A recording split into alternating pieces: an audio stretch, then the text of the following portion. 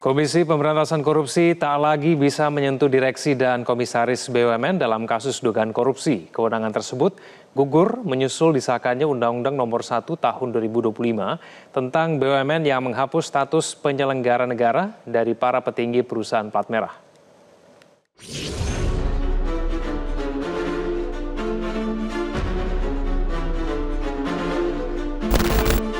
Implementasi Undang-Undang Nomor 1 Tahun 2025 tentang Badan Usaha Negara atau BUMN akan berimbas signifikan dalam proses pemberantasan perkara hukum. KPK tak lagi bisa menyentuh direksi dan komisaris BUMN. Kewenangan KPK gugur menyusul disahkannya Undang-Undang Nomor 1 Tahun 2025 tentang BUMN yang menghapus status penyelenggara negara dari para petinggi perusahaan plat merah tersebut.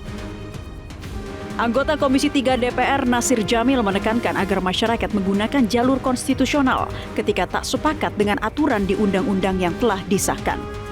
Pasal seperti itu kan, maka mereka bisa menguji ke Mahkamah Konstitusi. Ya. Sebagai anggota DPR, saya juga ikut bertanggung jawab ya, dengan pasal yang di luar itu.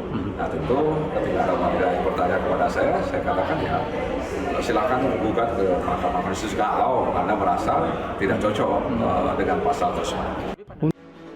Meskipun sebelumnya KPK kerap menangani kasus di tubuh BUMN, kini situasinya berubah karena landasan hukumnya sudah berbeda.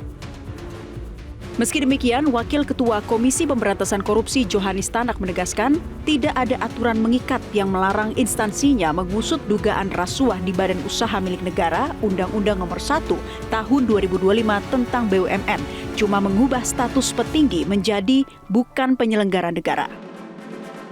Menteri BUMN Erick Thohir menjelaskan akan ada definisi turunan dari Undang-Undang Nomor 1 Tahun 2025 tentang BUMN yang menegaskan jabatan direksi, komisaris, dan Dewan Pengawas BUMN bukan penyelenggara negara.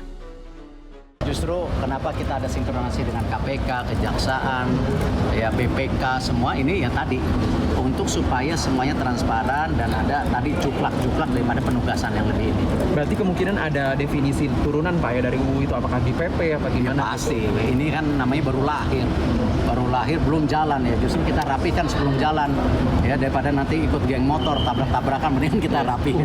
Pak, untuk penegasan aja, berarti kalau setidaknya untuk 2025 ini statusnya masih penyelenggara negara nggak Pak?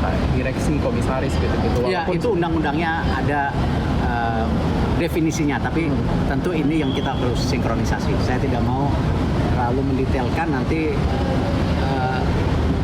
ada perbedaan persepsi yang jadi polemik baru. Nah, ini yang kita tidak mau. Ya, kenapa sejak awal kita langsung rapatkan.